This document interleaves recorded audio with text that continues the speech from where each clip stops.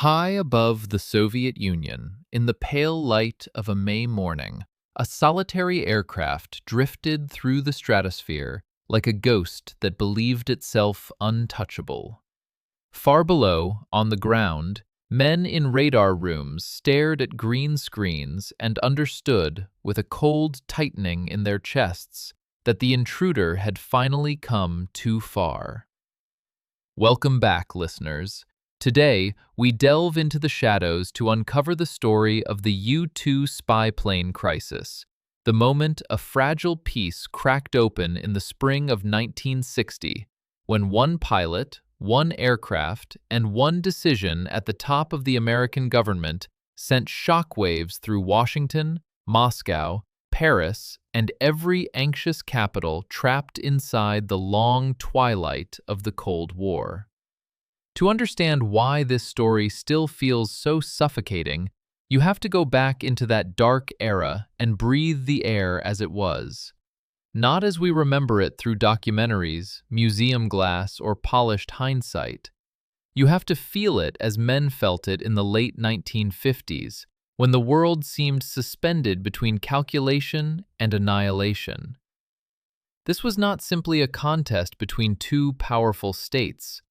It was a duel of systems, faiths, and fears. The United States and the Soviet Union faced one another across continents, oceans, ideologies, and stockpiles of weapons so destructive that language itself often seemed too weak to hold the truth of what had been created. By 1957, by 1958, by 1959, the old certainties of distance and safety had begun to die. Sputnik had crossed the heavens in October 1957, and with that metallic beep, it had shaken the American imagination more deeply than many bombs could have done. The talk of a missile gap entered the bloodstream of politics. In Washington, senators argued, analysts projected, generals warned, and ordinary citizens wondered whether Soviet rockets might someday arc over the pole and erase their cities before breakfast. In Moscow, meanwhile, Nikita Khrushchev cultivated a style that swung between peasant humor, blunt menace, and theatrical confidence. He wanted the world to believe that Soviet power was advancing irresistibly, that history itself had chosen a direction and would not turn back. Yet beneath the public speeches, both sides were crippled by the same illness. They did not know enough. That ignorance was the real poison. It is one thing to fear an enemy you can count, map, and measure. It is something far more dangerous to fear an enemy whose true strength is hidden behind closed frontiers, censorship, and steel. In the 1950s, the Soviet Union remained, in many practical ways, a sealed fortress. American intelligence could intercept signals, debrief travelers, recruit agents, and study military parades in Red Square. But none of that could fully answer the question that haunted the White House, the Pentagon, and the CIA. How many bombers did the Soviets really have? How many missiles? How close were they to changing the balance forever? That is the kind of question that leads governments into moral twilight. Once leaders convince themselves that ignorance is intolerable, extraordinary methods begin to look reasonable. Secret flights, denied operations, unmarked aircraft. Men trained to disappear into paperwork, to fly beyond borders, and, if captured, to become officially inconvenient. The Cold War produced thousands of such moments. But the U-2 program was one of the purest expressions of that age. It was elegant, reckless, brilliant, and haunted from the beginning by the possibility that its success would tempt its masters to overreach. The aircraft itself seemed to belong to another realm. Designed in secrecy by Lockheed's Skunk Works under Clarence Kelly Johnson, guided through the shadows by CIA planner Richard Bissell, the U-2 was built around a simple and intoxicating promise. It would fly so high that no Soviet fighter could touch it. In the mid-1950s, that claim sounded almost magical. Over 70,000 feet, higher than weather, higher than ordinary war, higher than the point at which most men could imagine combat at all. It looked less like a warrior than a strange mechanical bird. Slender fuselage, vast, delicate wings, a glider with a jet engine, some said. Beautiful, perhaps, but beauty in espionage is never innocent. It often seduces people into believing they have solved a permanent problem, when in truth they have only invented a temporary advantage. The first overflights of denied territory delivered exactly the kind of intelligence Washington craved. Photographs of airfields, missile sites, nuclear installations, industrial complexes. Cold, precise images that transformed fear into measurable reality. Each mission brought back evidence that could calm some nightmares and sharpen others. The CIA, the U.S. Air Force, the White House, and allied services all fed on that stream of vision from above. Even when President Dwight D. Eisenhower hesitated, he did so as a soldier-turned-statesman who understood both the value and the danger of such missions. He did not relish provocation. He feared miscalculation. He worried that one downed pilot could ignite a crisis neither side truly wanted. And still, the missions continued. That is one of the most human truths in this entire affair. Nations rarely drift into danger because they are blind to risk. More often, they see the risk clearly, then convince themselves they can manage it one more time. By the spring of 1960, the atmosphere was particularly deceptive. There were signs, or what seemed like signs, of a slight thaw. Eisenhower and Khrushchev had met at Camp David in September 1959, and for a brief interval, some observers dared to imagine that the worst edges of the Cold War might be softened.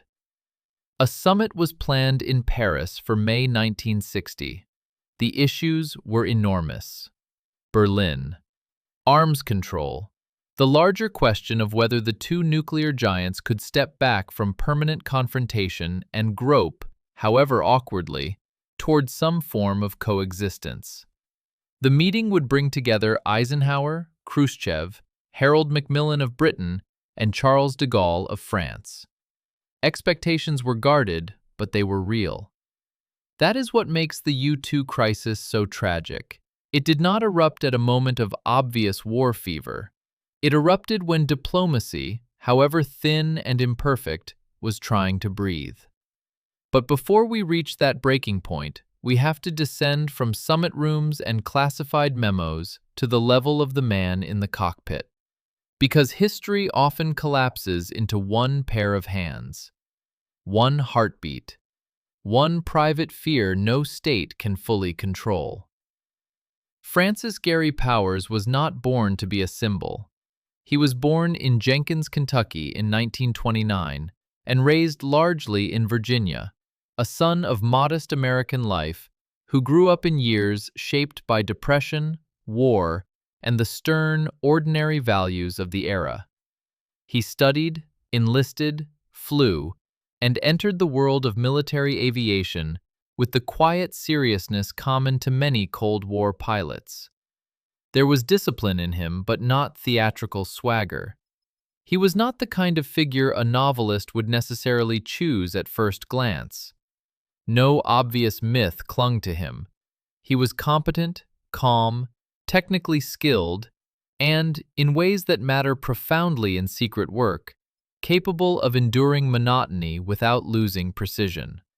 For an intelligence service, that kind of personality can be more valuable than brilliance. Espionage rarely runs on dramatic speeches. It runs on men and women who can repeat difficult routines without vanity, who can obey a checklist at 3 in the morning, who can suppress the urge to improvise unless improvisation becomes the only path to survival. Powers had flown fighters in the U.S. Air Force before being recruited into the covert U-2 program. He entered a world in which even his status became blurred. These were not ordinary military assignments. The pilots were connected to the CIA. They flew missions that, if successful, would remain hidden. If they failed, the state would need distance, ambiguity, plausible deniability. Imagine the psychological burden of that arrangement. You climb into an aircraft on behalf of your country, yet your country cannot publicly embrace you if the mission collapses. Your skill is trusted, your courage is required, but your existence must remain elastic. You are indispensable before takeoff and, potentially, deniable after impact. This is where the emotional core of the U-2 story begins to harden. We often speak about espionage in terms of gadgets, codes, and intrigue. But the deeper truth is loneliness. Deep secrecy isolates people. It teaches them to partition themselves. The pilot becomes two men, one visible, one hidden. One perhaps described in paperwork as a civilian or a researcher. The other crossing hostile skies with cameras in the belly of his aircraft and orders in his pocket that cannot be discussed at dinner. Powers was by then one of the more experienced U-2 pilots. That mattered. The mission planned for late April and early May 1960 was not routine in the comfortable sense. It was ambitious, even by the standards of a program built on audacity. The flight would begin near Peshawar in Pakistan, at the Badaber facility associated with American intelligence work in the region, and cross deep into Soviet territory before concluding in Bodø, Norway. The route was designed to photograph high-priority targets and answer questions that still gnawed at the American strategic imagination. Among the areas of interest were missile and nuclear-related sites, military installations, and strategic infrastructure.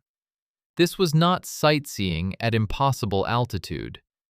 This was a long knife thrust into the secret interior of the Soviet state. Pause for a moment and consider the geography. Peshawar, the frontier air, the long reach northward over Soviet Central Asia and beyond. Sverdlovsk in the Urals. Names that, to Western audiences in 1960, carried distance and mystery. The line of flight itself was a map of Cold War obsession. To plan it was to confess what Washington still desperately needed to know. To authorize it was to wager that Soviet defenses remained just weak enough, just slow enough, just blind enough. But the adversary had been learning too. This is what makes the Cold War such a merciless teacher. Every successful operation educates the enemy. The very fact that the U-2 had crossed Soviet airspace before and survived guaranteed that the Soviet Air Defense Forces and the KGB would devote immense effort to understanding how such violations occurred and how they might be stopped. Radar networks improved. Surface-to-air missile systems matured. Command structures adapted. Pride was involved, yes, but more than pride. Sovereignty was at stake. A superpower cannot easily accept the image of foreign aircraft wandering above its military heartland like unpunished trespassers. Khrushchev may have blustered in public, but behind the scenes, the Soviet system was under pressure to prove that it could defend its own sky. That is the cat-and-mouse rhythm of espionage. One side develops a means of penetration. The other studies the wound and reinforces the skin. Then the first side, encouraged by past triumph, often mistakes temporary superiority for permanent immunity. There had already been warning signs. Soviet protests, radar tracking, close calls. Technology was not static, and the altitude that once looked godlike was becoming merely very high. Yet intelligence appetites are difficult to restrain, especially when they are mixed with political urgency.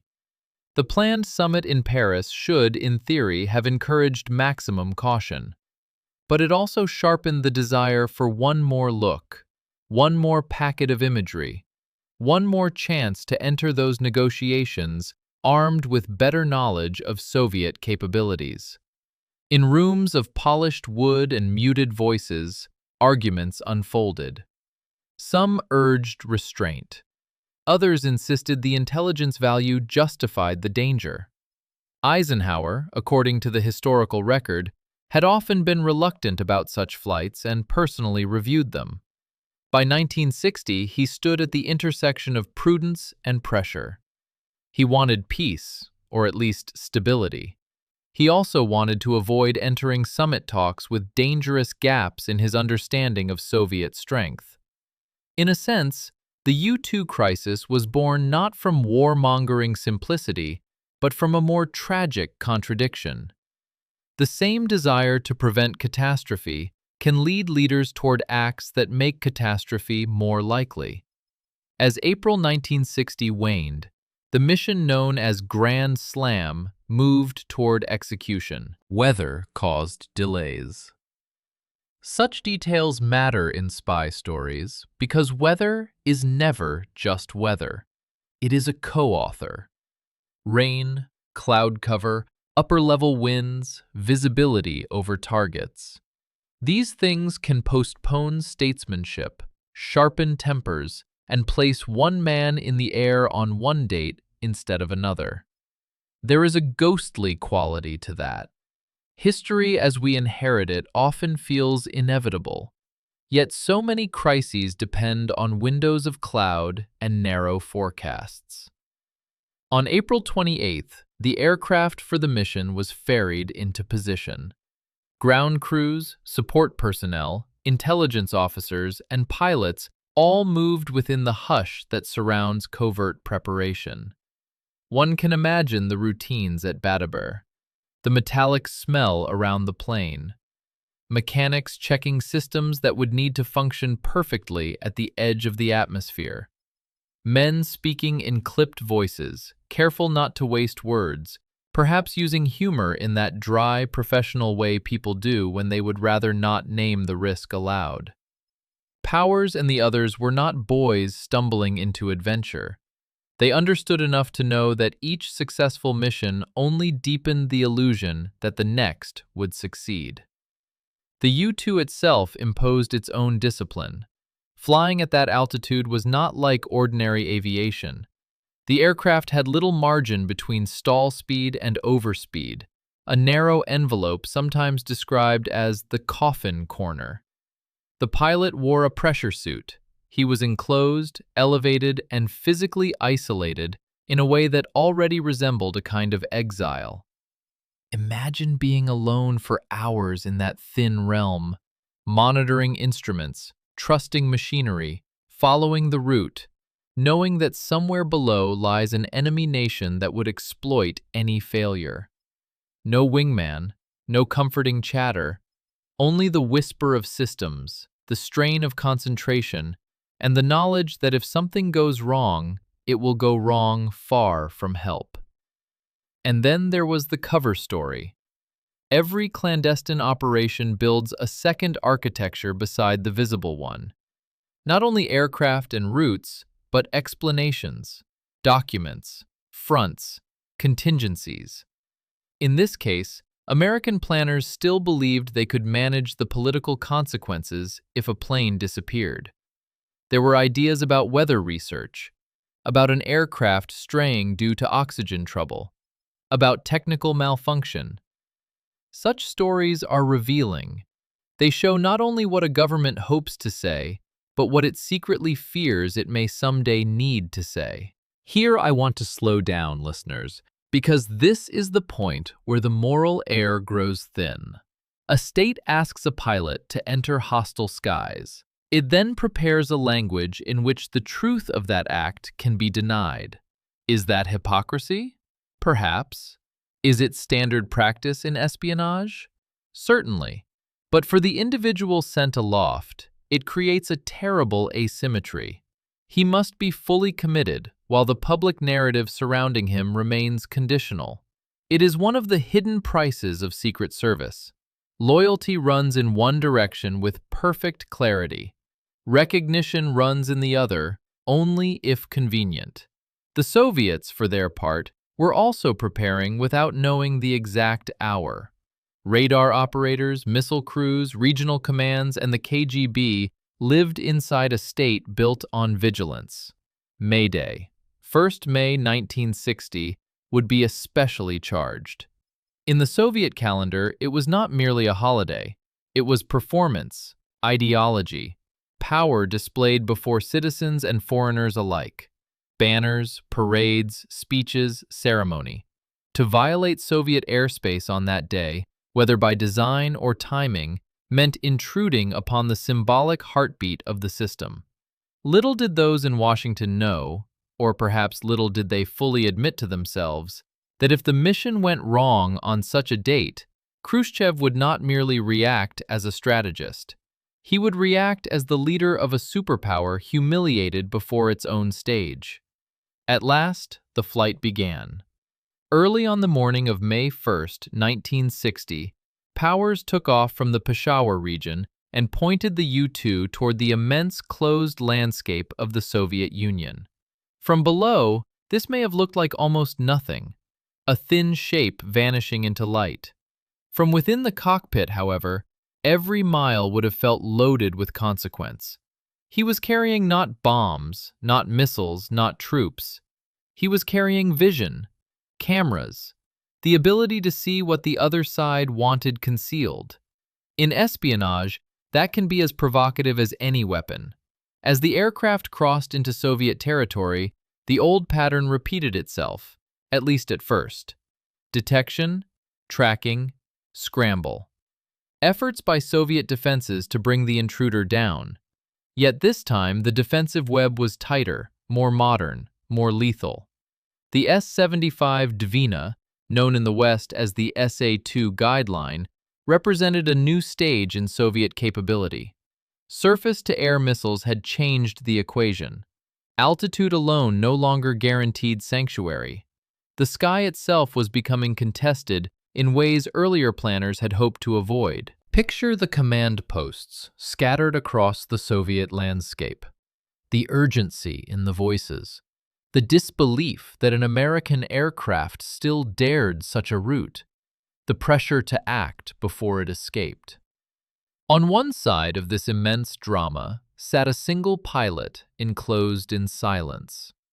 On the other side stood a vast machinery of state, offended, alarmed, and suddenly given a chance to prove that its long humiliation could end. This is where the cat-and-mouse game turns cruel.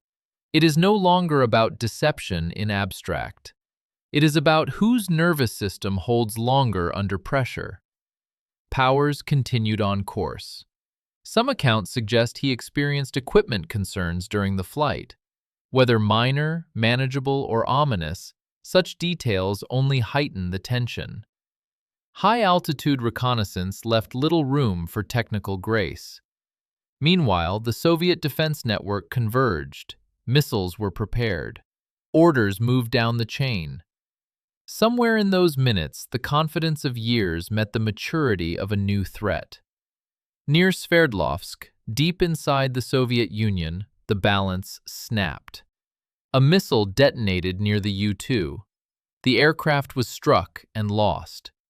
For a few terrible seconds, or perhaps longer, Powers was no longer a pilot guiding a mission, but a man trapped inside the violent unmaking of a machine in the sky.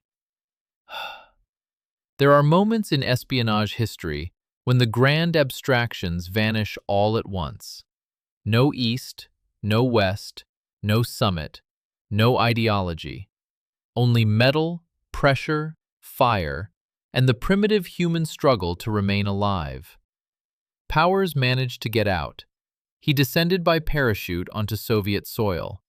And there, in that lonely descent, the entire crisis changed shape. If he had died, and the wreckage had been obliterated, the Americans might have clung to ambiguity longer. If the Soviets had failed to recover useful evidence, the usual fog of denials and accusations might have filled the gap. But history can be mercilessly tidy when it wants to expose a lie. The pilot survived. Parts of the aircraft survived. Equipment survived. The story did not fall out of the sky as ash. It landed as proof. On the ground, Soviet authorities moved quickly. The KGB and military organs understood the value of what had fallen into their hands. Powers was captured, alive. Here again, listeners, we encounter that terrible loneliness of espionage. One moment you are a silent instrument of national purpose above the clouds. The next you are standing, injured or stunned, under foreign guard, and the state for which you flew is very far away indeed. Think of the questions rushing through his mind. What do they know? What did the plane reveal? What will Washington say? Will they deny me? How much can I tell? How long can I hold? What has already been lost? These are not cinematic decorations. They are the real interior battlefields of espionage. Training can prepare a person for capture, but it cannot abolish the shock of becoming a pawn in an international struggle larger than your own name. Back in the United States, the first assumptions were disastrously hopeful. Officials believed, or at least persuaded themselves, that the aircraft had been destroyed and that Powers had likely not survived. That belief shaped the cover story, which soon began to move into public view. NASA was drawn into an explanation about a weather research aircraft gone missing north of Turkey, perhaps due to oxygen difficulties that incapacitated the pilot. A U-2 was even presented in false colors to support the impression. It was a classic emergency improvisation of the Cold War state. Technical, plausible enough for a news cycle, built on the expectation that the most dangerous evidence had vanished. But in Moscow, Khrushchev had something better than outrage. He had patience. This is one of the most exquisite and devastating maneuvers in the whole affair. Rather than immediately reveal everything, Khrushchev allowed the Americans to commit themselves. He listened while the cover story circulated. He watched while Washington edged onto the thin ice of denial. Then, when the time was right, he disclosed that the pilot was alive and that the Soviets had recovered the plane and its surveillance apparatus. In one movement, he transformed an espionage setback into a diplomatic ambush. You can almost hear the silence that must have followed in American offices when that revelation landed. Silence of recognition. Silence of men realizing not merely that an operation had failed, but that they had helped the adversary stage their embarrassment before the world. And still, the summit loomed. Paris, May 16, 1960. A date that had carried such tentative hope now approached beneath a gathering cloud. Eisenhower faced a terrible dilemma. An outright apology to Khrushchev would have political costs at home and strategic implications abroad. Refusal would inflame the Soviets and poison the meeting. European allies, particularly Macmillan and de Gaulle, looked on with their own calculations and frustrations. Everyone understood the stakes, yet no one could return the crisis to the moment before the missile struck near Sverdlovsk. That is another law of secret operations. Failure moves faster than repair. The emotional violence of the U-2 crisis lies not only in the shoot-down, but in the collapse of masks. The Soviets exposed American espionage with living evidence. The Americans had to confront the limits of denial. Khrushchev was handed a propaganda triumph just as East and West were about to sit down in Paris. The language of coexistence curdled into accusation. The faith that careful statecraft might control the Cold War suddenly seemed terribly fragile. And at the center of all this was Francis Gary Powers, now no longer an invisible pilot, but a captive whose body, testimony, and survival altered the strategic landscape. He had carried with him, as some pilots did, a concealed means of suicide. He did not use it. That detail has haunted his reputation in some circles, though with age it reveals less about weakness than about the cruel fantasies nations sometimes impose on their servants. It is easy, from a safe distance, to romanticize a clean death. Much harder to acknowledge the raw human instinct to live, to endure interrogation, to hope that survival itself is not dishonor. The crisis was now moving beyond the private world of covert aviation into the full theater of international politics. Khrushchev was preparing to exploit every inch of the advantage. Eisenhower was being forced toward admissions he had long hoped never to make. The summit in Paris, once imagined as a chance to reduce tension after the spirit of Camp David, was becoming a chamber where humiliation, anger, and distrust would sit at the same table. And that is where I want to leave you tonight, listeners. Not at the end of the story, but at the edge of the abyss. The pilot is alive. The lie has been exposed. The wreckage has spoken. In Moscow, the Soviets are readying their political trap. In Washington, the White House is bracing for the cost of truth. In Paris, diplomats are walking toward a summit that may already be dead, though none of them can yet admit it aloud. The sky over Sverdlovsk has gone quiet, but on the ground, in the corridors of power, the real detonation is only beginning. In Paris, the air itself seemed to change before a single formal word was spoken.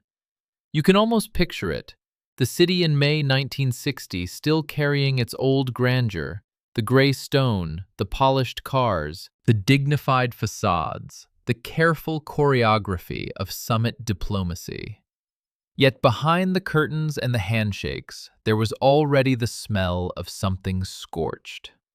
The U-2 had not merely fallen out of the sky near Sverdlovsk on May 1st. It had fallen directly into the fragile machinery of East-West negotiation, and by the time the leaders gathered on May 16th, the wreckage had been transformed into a weapon more devastating than many divisions. Khrushchev arrived not as a man hoping to salvage a conversation, but as a man who believed history had placed a blade in his hand. He was angry, certainly. He had reason to be.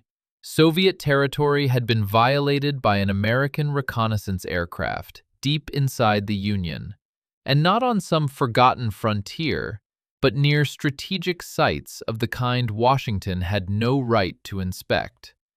Yet anger alone does not explain his conduct. There was calculation in it. A peasant cunning sharpened by years at the summit of a suspicious state. He understood that the timing gave him extraordinary leverage. In front of Charles de Gaulle, in front of Harold Macmillan, in front of the world press waiting outside, he could humiliate the United States and force Dwight Eisenhower into a posture that would either look weak, dishonest, or both. For Eisenhower, the moment was bitter in a way only a soldier-statesman could fully feel. He had commanded armies in Europe during the Second World War. He understood alliance management, military necessity, and the value of restraint. He was not a reckless man intoxicated by covert action. On the contrary, part of the tragedy of the U-2 crisis lies in the fact that he had worried for years about exactly this kind of blowback. Yet the machinery of strategic anxiety had kept moving. Intelligence demands had continued. Flights had been approved. Now, in the last year of his presidency, he stood not above the crisis, but inside it, and every option before him carried humiliation. Khrushchev demanded apologies, punishment, and guarantees that such flights would cease. He wanted the Americans to bend in public. Eisenhower did finally accept responsibility for the overflights, but he would not abase the office of the presidency with the kind of contrition Khrushchev demanded. That was the dead center of the collision.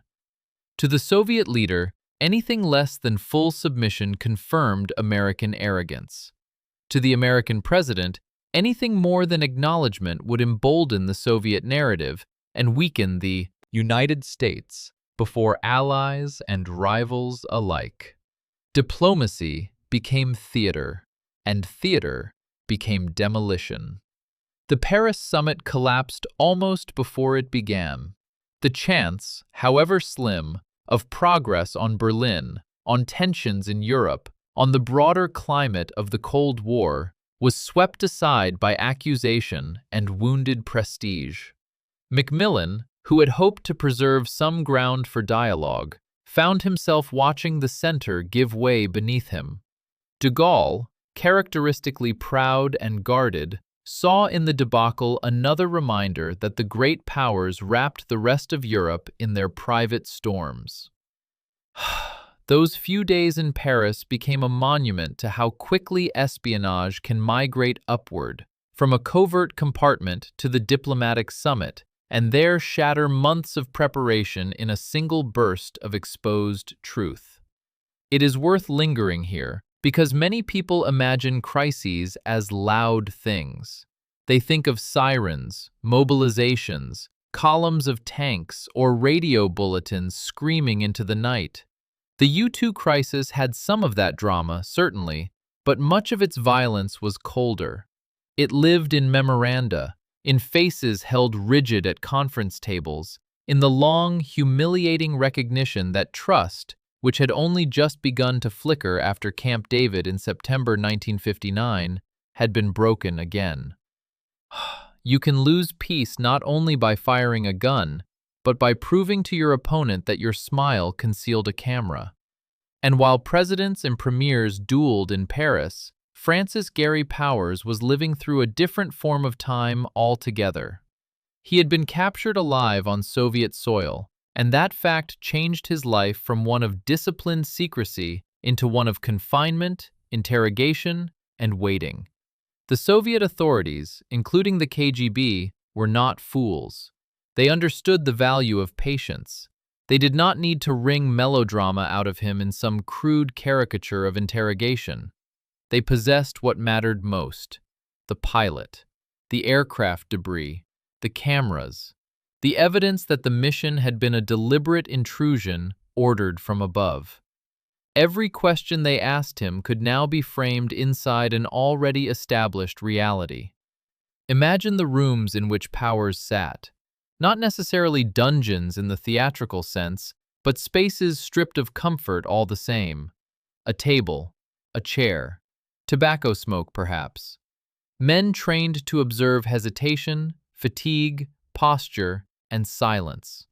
Men who knew that a captive pilot exists in a state between military discipline and personal fear. They would have wanted routes, procedures, command arrangements, technical details, the extent of his training, his understanding of the mission, and the wider architecture of the U-2 program. They would have wanted not merely facts, but narrative, a story they could present in Moscow and before the wider world. The psychological burden on Powers was immense. He had to preserve what he could, yield what he must, and navigate the primitive instinct for survival beneath the burden of patriotic expectation. It is easy, decades later, for comfortable critics to imagine what an ideal captive should do. Real captivity is less elegant. A man who has just fallen from the stratosphere into the custody of a rival superpower is not living inside legend. He is living inside uncertainty. Every answer feels consequential. Every pause feels dangerous. Every night invites the same gnawing sequence of thoughts. What do they know already? What can I protect? What will my country say about me? Will anyone come? Will anyone care? How do I keep my mind from breaking before my body does? Here the story becomes painfully human. Espionage states build systems, but those systems still rest on flesh, on pulse, on memory, on the finite endurance of one man. The Soviets chose to make a spectacle of the case, but not immediately.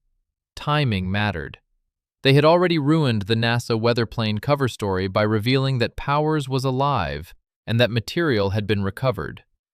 Now they could afford to proceed deliberately, converting intelligence success into legal theater. Moscow in the summer of 1960 was the perfect stage for such a performance. The capital carried all the heavy symbols of Soviet authority: wide avenues, grim ministries, the Kremlin walls, statues and slogans speaking of historical inevitability. To bring an American pilot into that environment and present him to the world was not just to prosecute a man, it was to proclaim that the Soviet Union had defended itself, exposed Western deceit, and dragged the invisible war into public light. The trial began in August 1960, and it was one of those Cold War moments in which the line between justice and propaganda all but disappeared. Powers was charged with espionage. He pleaded guilty, in effect, to the acts alleged, because there was little point pretending otherwise. The material evidence was overwhelming. Yet even here the moral picture remained tangled. He was not some rogue intruder wandering for personal profit. He had acted under orders in a system built by statesmen, engineers, intelligence chiefs, and strategic fears stretching back years. The pilot was the visible defendant, but the trial was really about governments. From the Soviet point of view, that was precisely the point. Powers' presence in the dock allowed Moscow to compress the complexity of the Cold War into an image accessible to every audience. Here was the American spy. Here was the aircraft. Here was the proof that Washington preached peace while violating sovereignty. Khrushchev could point to the proceedings and say, in effect, "There is your coexistence. There is your good faith. There is your summit spirit." In the worldwide contest for moral posture, especially among uncommitted nations watching from Asia, Africa, and the Middle East, such moments mattered enormously. Powers was sentenced to 10 years, 3 in prison and 7 at hard labor, though even at the time there were those on both sides who suspected the sentence was less a final judgment than a bargaining position. Prisoners of this sort often become chips in a game larger than any verdict. Still, sentences have gravity even when they are provisional. For the man hearing them, time does not feel abstract. 10 years is a canyon. 10 years means parents aging, friendships fading, the world changing outside walls you cannot cross. And what of the United States in those months? The domestic shock was profound. The U-2 program had long been hidden behind layers of secrecy, but now newspapers, politicians, and the public had to confront the blunt fact that the government had authorized espionage flights over the Soviet Union while at the same time conducting diplomacy. To many Americans, this did not seem outrageous so much as regrettably necessary. The Soviet Union was a closed adversary armed with nuclear weapons. How else was one supposed to know the truth? Yet the embarrassment of the false cover story lingered. It gave the affair a sour aftertaste. It was one thing to spy, many nations do. It was another to be caught lying badly in public and then forced to watch the adversary savor every step of the exposure. Within intelligence and defense circles, however, the lesson was more technical and more enduring. The age of uncontested high-altitude penetration was ending. What had once looked like near invulnerability had proved conditional. Surface-to-air missiles had matured. Soviet air defense had adapted. The U-2 had not become worthless overnight, but its aura had been broken. That mattered enormously, because the Cold War was an arms race of knowledge as much as destruction.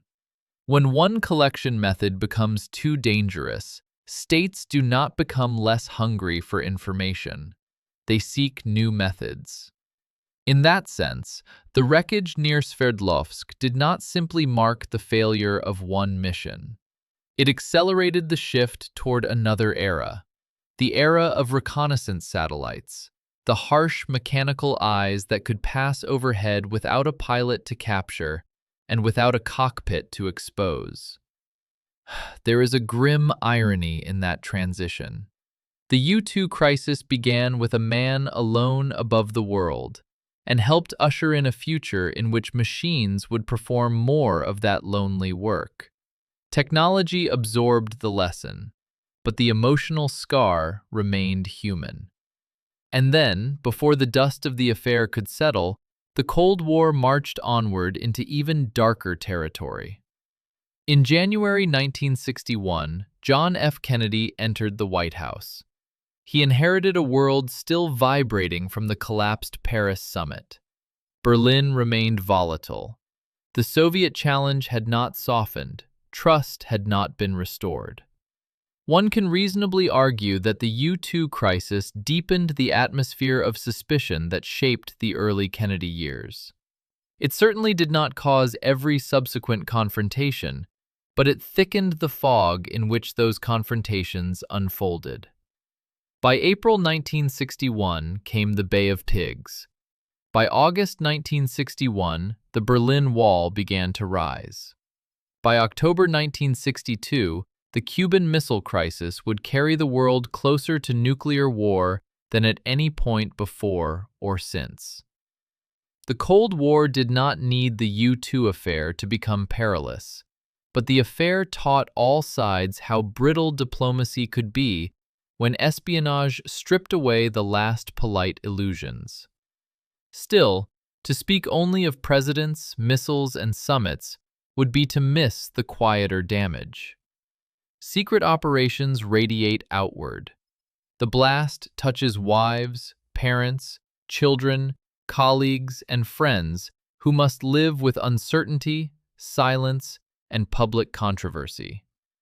Power's family bore that burden. They had to watch his name become a headline, his face become an object of analysis, his conduct become material for armchair patriots and suspicious commentators. Some questioned whether he should have destroyed the aircraft more completely. Some muttered about his failure to use the poison device he had carried. That sort of talk reveals something unlovely in all states during prolonged rivalry. Societies often demand impossible cleanliness from the people they send into dirty work. Consider the cruelty of that expectation. The same government that built a deniable mission and floated a cover story could not fully shield the captured pilot from criticism once the truth emerged. Survival itself became suspect in some quarters. Yet survival, in reality, was the hardest and most honorable labor available to him after the missile strike. To remain alive under interrogation, to endure trial, to carry one's own fear without surrendering entirely to it, is not glamorous. It is something more difficult. It is the stubborn continuation of personhood inside a system that would prefer symbols. The same quiet suffering extended to others in the program. Pilots who had flown similar missions had to reckon with a transformed reality. Ground crews, planners, and intelligence officers had to revisit their own choices with a colder eye. Some likely felt guilt, others defensiveness, others a bureaucratic instinct to preserve reputations. That too is part of the story. Institutions rarely mourn as individuals do. They absorb, rationalize, classify, and continue. But under the official language, there are always private reckonings. The man who recommended the mission, the analyst who pressed for more imagery, the superior who said yes because the summit made intelligence seem urgent. They all had to live with the knowledge that one operation had detonated in the world's face. I often think that the deepest sadness in Cold War espionage lies here, in the contrast between the grandeur of purpose and the intimacy of cost. Strategies are drafted on maps, yet consequences are paid in bedrooms, kitchens, prison cells, and long, solitary nights. A son waits for news. A wife reads statements crafted by governments. A captured pilot learns how long a minute can become when one is far from home and no honest sentence can yet be spoken aloud in public. And yet, the story did not end with the verdict in Moscow. That is another lesson in the strange afterlife of intelligence cases. The state may imprison a man, but the larger game continues moving around him. By 1961 and early 1962, the idea of an exchange had gathered force. The East and West possessed one another's people, and in the hidden arithmetic of the Cold War, human beings could become units of balance. On one side stood Francis Gary Powers. On the other stood Rudolf Abel, the Soviet intelligence officer whose real name was William Fisher, arrested in the United States in 1957 after years of clandestine work. Abel had become one of the most famous Soviet spies caught on American soil. His case and Powers' case mirrored one another with almost literary symmetry. Each was a professional of the invisible war. Each had become visible through failure or capture. Each now waited for states to decide whether utility outweighed vengeance. The exchange took place on February 10, 1962, at Glienicke Bridge between Potsdam and West Berlin, one of the most evocative locations in all Cold War history. Even the name feels cinematic now, but to those living it, the bridge was not romance. It was geometry, steel, and tension. A crossing point between systems, watched by armed men, burdened by ideology, and familiar with the slow footfalls of those being traded like secrets made flesh. If you close your eyes, you can see that morning. Winter light, coats drawn tight against the cold, cars arriving with deliberate timing, officials measuring every step, no grand speeches, no human warmth spilling across the divide. Exchanges like this were ceremonies of mutual distrust. Yet there was something almost sacred in them as well. For a brief moment, the two sides admitted by their actions that some lives were worth retrieving, that even in a struggle built on deception and power, there remained a place for negotiated return. Powers crossed back to the west. Abel crossed eastward. The bridge held their footfalls and then gave them away to history. One might imagine that homecoming would heal everything.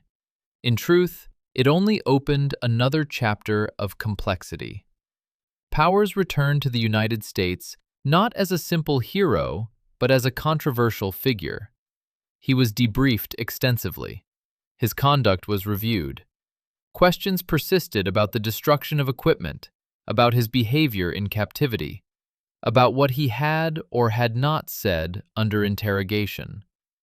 The intelligence community and congressional investigators ultimately found that he had behaved reasonably under the circumstances, but public suspicion does not always yield gracefully to official conclusions. Some wanted a martyr and had been handed a survivor. Others projected onto him their own anxieties about weakness, secrecy, and national pride. That is a hard burden for any man. To endure capture abroad and then discover that freedom at home comes with scrutiny instead of embrace. Powers later spoke and wrote about the experience, and with time, his reputation became more balanced, more humane. But in the immediate aftermath, he lived in that old gray zone familiar to many who serve in hidden wars. Needed in private, judged in public, understood only partially by either. The U-2 aircraft itself had a longer life, of course. Variants continued to fly. The machine survived the crisis in a technical sense, adapted, improved, repurposed. There is something poignant in that, too. Machines are often granted the continuity denied to the people who pilot them. Steel returns to service. Men return to memory carrying scars no engineer can redesign. But perhaps that is fitting. Technology can evolve. The moral contradictions it serves tend to endure.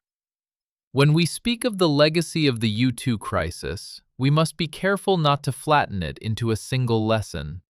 History is rarely so charitable. The affair proved that intelligence gathering could calm dangerous illusions. The U-2 program had, before the shootdown, provided the United States with crucial information that challenged exaggerated fears about Soviet bomber and missile strength.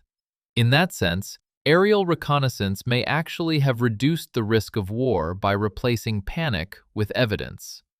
Yet the same program also demonstrated how clandestine success can tempt leaders into politically catastrophic gambles. Intelligence may prevent war in one register while inflaming it in another. That paradox is the true inheritance of this story. The crisis also showed that diplomacy without trust is not diplomacy in the full sense. It is choreography performed on a floor that may open beneath the dancers at any time. Eisenhower and Khrushchev were not sentimental men. They understood power. But even power requires some minimum belief that the other side sees advantage in restraint. The U-2 affair stripped that belief raw. After May 1960, every handshake carried a little more suspicion. Every assurance had to pass through the memory of that aircraft falling over the Soviet Union and the cover story collapsing behind it. And there is another lesson, one that belongs to future generations as much as to the Cold War itself. States will always seek knowledge about their adversaries. They will invent new ways to collect it. Drones, satellites, cyber intrusions, signals interception, invisible penetrations of systems and skies. The tools change. The appetite remains. So does the temptation to believe that technology has outpaced politics, that because a method works technically, its strategic consequences can be managed afterward. The U-2 crisis warns us against that arrogance. A successful espionage method is never merely technical. It exists inside pride, sovereignty, domestic politics, alliance systems, and human fallibility. One brilliant machine can still be brought down by the oldest force in history. The collision between what leaders want to know and what other leaders will not permit them to know without punishment. I think, too, about the emotional afterimage of the story. Not the headlines, not the summit communiques, the smaller images. A pilot sealed inside a pressure suit before dawn. Radar operators in Soviet rooms leaning toward their screens. Khrushchev waiting just long enough to let Washington lie first. Eisenhower, old and burdened, recognizing that the peace he wanted to preserve had been made harder by a program he had tolerated. A family listening for scraps of truth. A bridge in Berlin winter. These are the fragments history leaves us. They are quieter than slogans and more enduring. Even the names themselves have a mournful geography.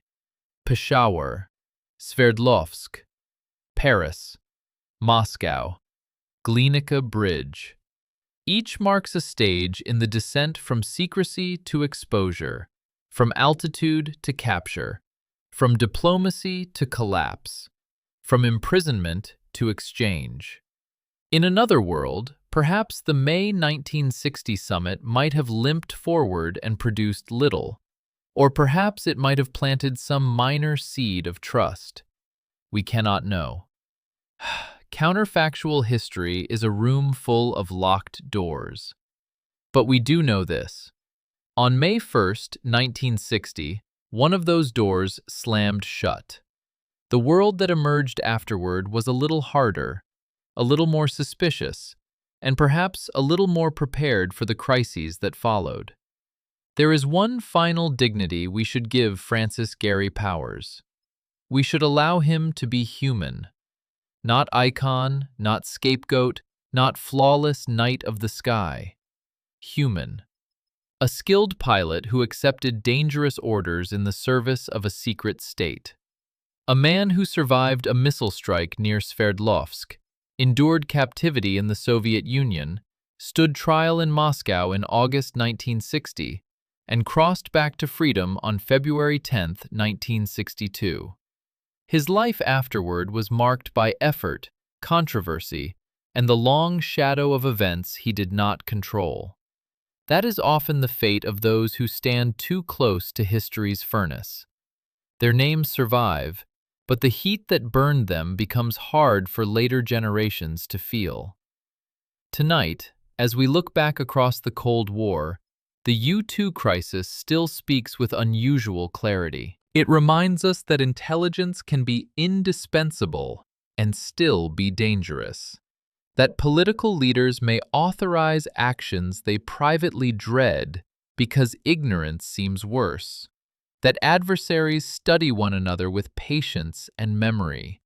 That a summit can be undone by a single surviving witness. And that the secret wars of nations are never truly secret in their consequences. They leak into the structure of the age, into the lives of families, into the fear of cities, into the next crisis waiting just beyond the horizon. In the end, the U-2 did more than rock the Cold War. It illuminated it. It showed the conflict in miniature, the ingenuity, the deception, the courage, the vanity, the need to know, the refusal to forgive, the terrible closeness of diplomacy and disaster.